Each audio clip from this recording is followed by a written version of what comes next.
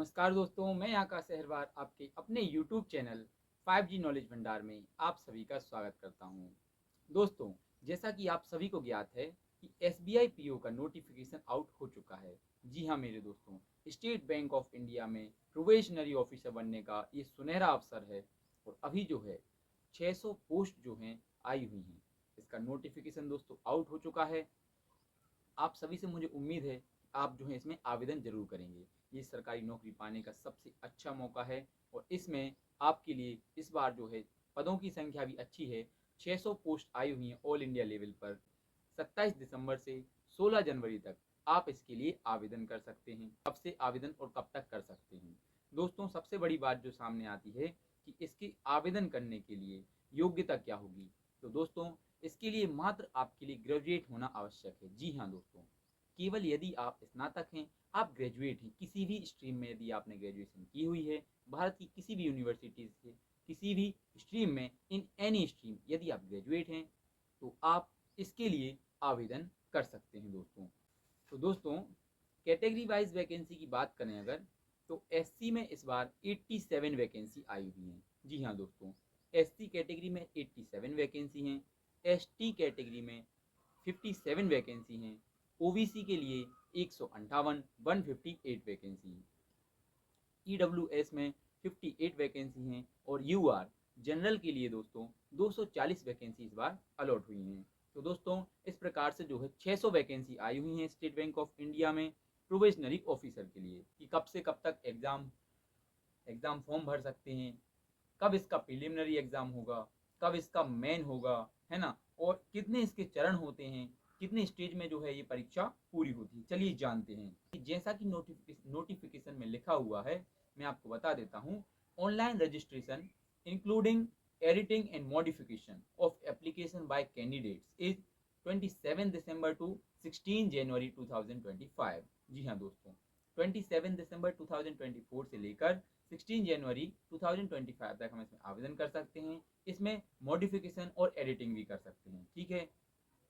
अब है payment of application fee, कि जो हम आवेदन करते हैं उसकी फ़ी कब तक जमा करें। तो फ़ी जमा करने का भी, एप्लीकेशन फ़ी का भी डेट जो है वो 27 दिसंबर से लेकर 16 जनवरी रखा गया है दोस्तों।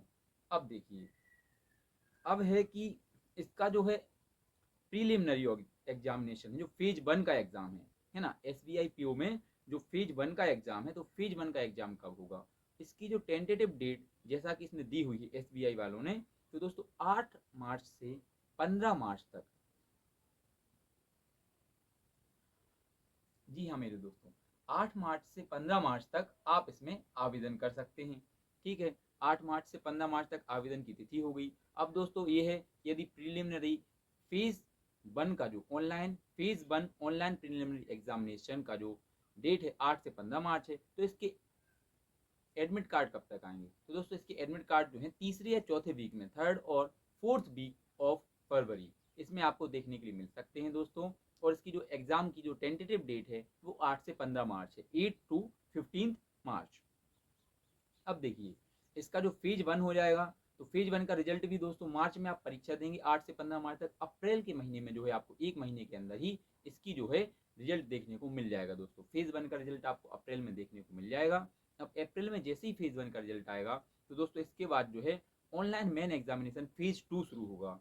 तो फेज 2 का जो एग्जाम है दोस्तों, वो अप्रैल या मई के महीने में ही जो है क्या, कि फेज 2 का एग्जाम आपके लिए कंडक्ट कराया जाएगा दोस्तों। जी हाँ दोस्तों, अप्रैल या मई के महीने 2025 में ही ये टेंटेटिव है कि आपके लिए जो है इसका एग्जाम कंडक्ट कराया जाए।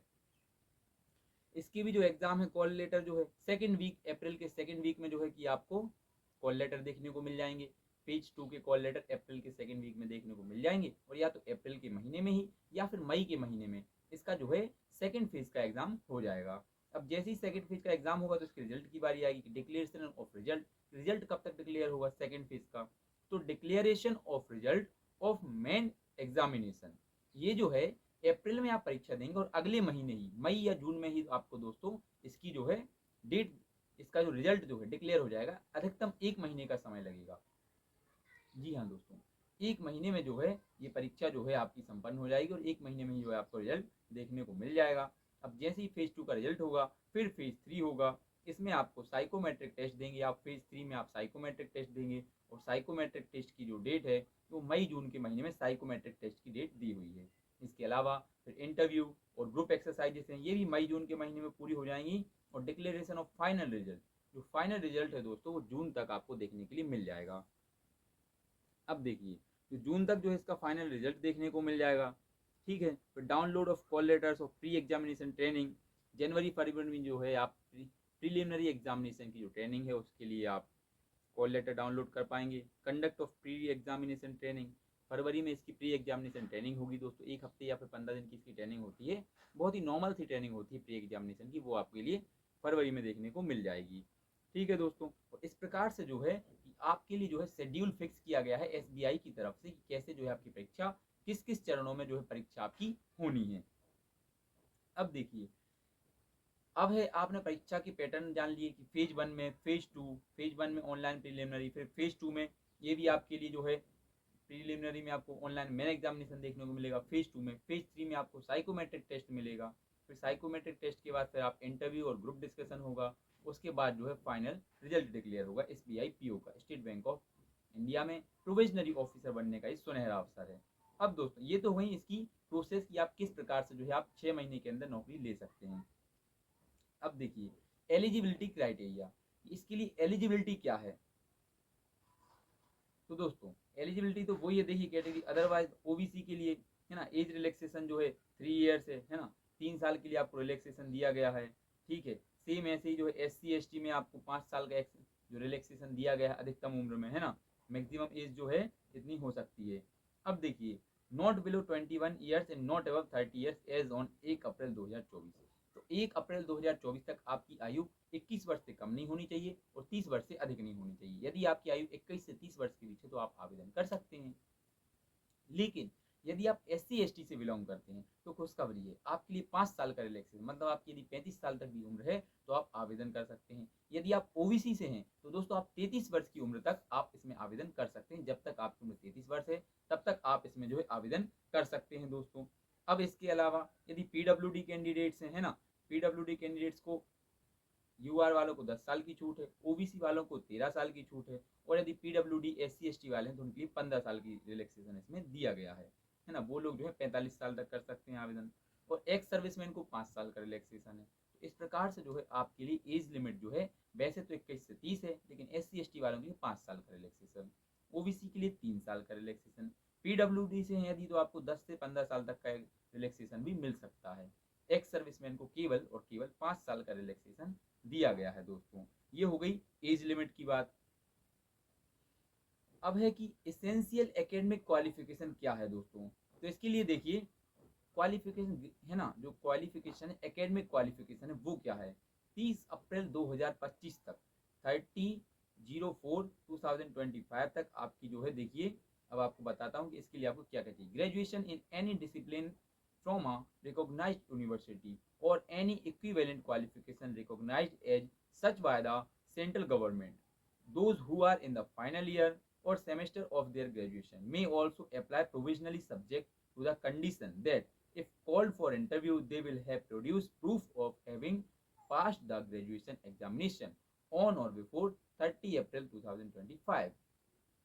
ठीक है, इसके लिए जो है आप 30 अप्रैल 2025 तक के लिए आप कह सकते हैं कि तब तक जो है आपका रिजल्ट आ जाना चाहिए फाइनल ईयर का। यदि रिजल्ट आ गया है तो डेफिनेटली फिर आप जो है इसके लिए एलिजिबल हैं और आप इसमें आवेदन कर पाएंगे। अब देखते हैं इसकी आगे की बात कि इसमें और क्या है। Reservation for persons with benchmark disability, ऐसे जो डिसेबल्ड हैं, है ना, person with benchmark disability, PWBD की बात करते हैं, इसमें जो है आपकी अलग अलग रिलैक्सेशन आपको भी बताया था, 10, 13 और 15 साल तक का रिलैक्सेशन इसमें एज में दिया गया है। Persons with benchmark disabilities PWBD category कहलाती है, इसमें 10 से 15 साल तक का रिलैक्सेशन दिया गया है। बाकी अदरवाइज तो 5, 3 और 5 साल का रिलैक्सेशन है।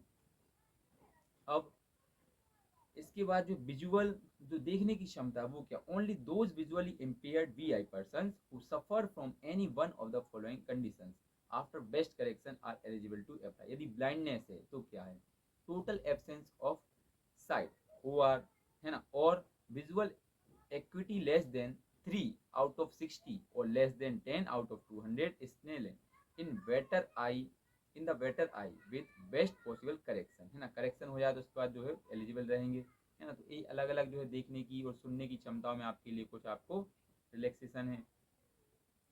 लेकिन जो है दोस्तों इसमें आएगी मेंटल इलनेस की यदि बात की जाए तो means a substantial disorder of thinking, mood, perception, orientation और मेमोरी दैट, है ना, मेमोरी।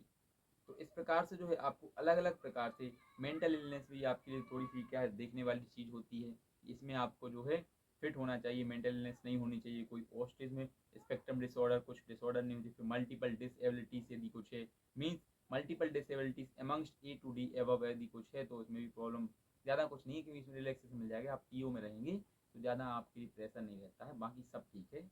आप इसमें केवल अप्लाई करें, आप निश्चित ही जो इसमें सफलता पा सकते हैं। और ये बहुत ही अच्छा मौका है, मात्र 6 महीने के अंदर जो है आप इसमें सरकारी नौकरी हासिल कर सकते हैं। स्टेट बैंक ऑफ इंडिया में आपके लिए बहुत ही सुनहरा अवसर है। 600 पोस्ट आई हुई, बहुत अच्छी वैकेंसी है। 600 वैकेंसी कम नहीं होती हैं, अपने आप में बहुत अधिक संख्या है। RPFSI की यदि हम बात करें इस बार जो है 400 के करीब वैकेंसी आई थी, 450 के करीब। इसमें 16 लाख आवेदन डले थे। लेकिन SBI PO की यदि बात, इसमें इंग्लिश रहती है, इंग्लिश कंपलसरी है, तो इसमें आवेदन की संख्या कम होगी और पोस्ट भी तो चूँकि ज़्यादा है, 600 के करीब पोस्ट हैं। तो आप ये मान के चलिए कि इसमें जो है आपका कॉम्पिटिशन काफ़ी तगड़ा होने वाला है। लेकिन केवल लिमिटेड लोगों से ही कंपटीशन होगा जो केवल बैंक की तैयारी करते हैं, वही लोग इसमें अप्लाई करते हैं, क्योंकि ये अपने आप में बहुत ही कठिन तैयारी होती है। इसमें 3 फेज़ होते हैं, फेज़ 1, फेज़ 2, फिर फेज़ 3। उसके बाद फिर आपका एक ग्रुप डिस्कशन भी होगा, फिर फाइनल रिजल्ट आता है। हालांकि इसकी जो प्रोसेस है वह बहुत जल्दी पूरी हो जाती है, मात्र 6 महीने का समय लगेगा दोस्तों। आप केवल और केवल 6 मंथ में आप जो है एक अच्छी खासी नौकरी हासिल कर सकते हैं। थोड़ा और देखते हैं इसके बारे में और क्या है। अब सिलेबस हम डिस्कस कर लेते हैं। तो प्रिलिमिनरी जो एग्जामिनेशन है ना, जो ऑनलाइन प्री एग्जामिनेशन है फेज 1 का, उसके लिए जो नेम ऑफ टेस्ट है, क्वेश्चंस हैं, तो इंग्लिश लैंग्वेज आएगी। 40 क्वेश्चन रहेंगे इंग्लिश के, है ना। और इसमें जो है आपको प्रीलिमिनरी एग्जामिनेशन SBI PO में 40 क्वेश्चन आपको इंग्लिश के रहेंगे, उसमें आपको 20 मिनट का समय दिया जाएगा। 30 क्वेश्चन रहेंगे क्वान्टिटेटिव एप्टीट्यूड के, इसमें आपको 20 मिनट्स का समय। और सेम रीजनिंग एबिलिटी में भी आपको 30 क्वेश्चन और 20 मिनट का था, मतलब 20 मिनट्स का आपका स्लॉट डिवाइड रहेगा तीनों का, इंग्लिश, मैथ और रीजनिंग का। 1 घंटे में आपको 100 क्वेश्चन सॉल्व करने रहेंगे। इसके लिए जो है आपकी तैयारी, मैथ और रीजनिंग की आपकी तैयारी इसी चैनल पे 5G नॉलेज भंडार पे हमारे द्वारा ही करवाई जाएगी। तो आप अवश्य उसके लिए जुड़ें और निश्चित रूप से जो है आप सफलता पाएँ। SBI PO जॉब जो है इस बार आपकी हो जाएगी। और सेकेंड जो मेन एग्जामिनेशन रहेगा उसमें भी सेम ही रहेगा पैटर्न जो है, रीजनिंग एंड कंप्यूटर एप्टीट्यूड। इसमें कंप्यूटर भी जुड़ जाएगा साथ में, 40 मार्क्स का रहेगा ये। डेटा एनालिसिस एंड इंटरप्रिटेशन, इसमें 30 मार्क्स के क्वेश्चन आएंगे आपके लिए, है ना। सॉरी, मार्क्स तो आपके 60-60 रहेंगे तीनों के, है ना। Reasoning, data analysis and interpretation और जनरल अवेयरनेस, ये 60 मार्क्स के रहेंगे। लेकिन क्वेश्चन जो है आपके रीजनिंग में 40 क्वेश्चन 60 मार्क्स, है ना। और डेटा एनालिसिस एंड इंटरप्रिटेशन में आपके 30 क्वेश्चन 60 मार्क्स। जनरल अवेयरनेस में जो है आपके 60 क्वेश्चन 60 मार्क्स। और इंग्लिश लैंग्वेज में आपके 40 क्वेश्चन रहेंगे और 20 मार्क्स जो है इसमें आपके लिए अलॉट रहेंगे। टाइम आपका 45 से 40 मिनट का टाइम अलॉट रहेगा। इसका जो है स्क्रीनशॉट आपके लिए शेयर कर दिया जाएगा। तो आप जो है टाइम लिमिट देख सकते हैं। अलग अलग मेंस की जो एग्जामिनेशन है, फेज 2 का जो मेंस का एग्जामिनेशन है, उसमें आप सब्जेक्ट वाइज कितना टाइम मिल रहा है आप इसके लिए देख सकते हैं। और क्या जो आपका क्वेश्चन और मार्क्स का स्टैंडर्ड है वो भी आपको फेज 2 का आपको देखने के लिए इसमें अभी वीडियो में मिल जाएगा दोस्तों। अब जो है बात करते हैं थोड़ी और कि जो साइकोमेट्रिक टेस्ट है उसमें क्या होगा। तो साइकोमेट्रिक टेस्ट में मैक्सिमम मार्क्स ग्रुप एक्सरसाइज में आपको 20 रहेंगे और इंटरव्यू में आपके लिए जो है 30 मार्क्स रहेंगे। टोटल जो साइकोमेट्रिक टेस्ट है वो आपका 50 मार्क्स का कंडक्ट किया जाएगा, जो कि लगभग मई जून के महीने में कंडक्ट होगा। अब final selection, the candidates will have to qualify both in phase 2 and phase 3 separately. The marks obtained in main examination phase 2, both in the objective test and the descriptive test, will be added to the marks obtained in phase 3 for preparing the final merit list। मतलब phase 2 और phase 3 दोनों की marks मिलाकर ही आपकी final merit जो है तैयार होगी। प्री एग्जामिनेशन क्वालिफाइंग है, लेकिन फेज 2 और फेज 3 की जो मार्क्स हैं उनसे जो है आपकी मेरिट तैयार होगी। तो दोनों ही एग्जाम आपके लिए बहुत महत्वपूर्ण है। महत्वपूर्ण तो दोस्तों प्री भी है, क्योंकि यदि प्री क्वालिफाई नहीं हुआ तो फेज 2 और फेज 3 आपको देने के लिए ही नहीं मिलेगा। तो सबसे पहले आपका फेज 2 आपको क्वालिफाई करना, अभी आप अप्लाई कर दीजिए। नेक्स्ट मंथ आपका फरवरी में, या फिर आप कह सकते हैं फरवरी मार्च में जो है आपका एग्जाम होगा, जो 8 से 15 मार्च तक एग्जाम की डेट है, उस समय जो है आप इसके लिए एग्ज़ाम दे सकते हैं। अब देखिए मैक्सिमम मार्क्स जो है इसमें क्या रहेगा। मेन एग्जामिनेशन जो रिटर्न है उसमें आपको मैक्सिमम मार्क्स रहेंगे 250 और नॉर्मलाइज मार्क्स हैं 75, है ना। ग्रुप एक्सरसाइज एंड इंटरव्यू में आपके लिए मैक्सिमम मार्क्स 50 हैं, नॉर्मलाइज मार्क्स कम से कम 25, तो टोटल 300 और 100 हो जाए, 300 मार्क्स हो जाएंगे मैक्सिमम, नॉर्मलाइज मार्क्स हो जाएंगे 100, मतलब ओवरऑल जो 300 मार्क्स हैं, लेकिन नॉर्मलाइज करके उसको जो 300 को हम 100 में कन्वर्ट कर देंगे। अब देखिए रिजल्ट पब्लिकेशन है, फिर एग्जामिनेशन सेंटर अलग अलग आपके लिए, आपके शहर के हिसाब से आप नोटिफिकेशन में देखकर आप अपने नज़दीकी शहर को जब अप्लाई करें तो उसको फिल कर दें। ठीक है भैया।